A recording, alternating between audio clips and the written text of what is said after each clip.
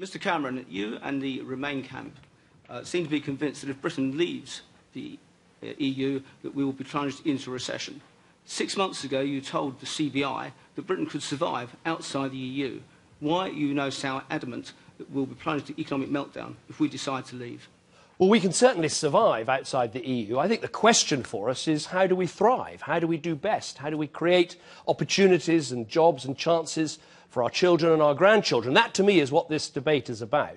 And I think what's so unique about it is the extraordinary consensus. 9 out of 10 economists, the Governor of the Bank of England, the International Monetary Fund, all saying that they believe we would suffer a hit to our economy, a hit to jobs. And what that means for people is lower living standards, potentially lower wages, higher prices in our shops, and yes, potentially a recession.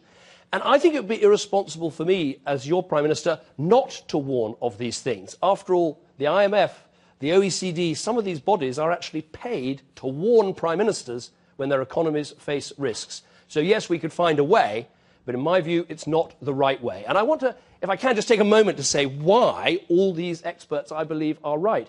And it's to do with this single market. 500 million people. It's where we sell half of the goods and services that we export, almost half.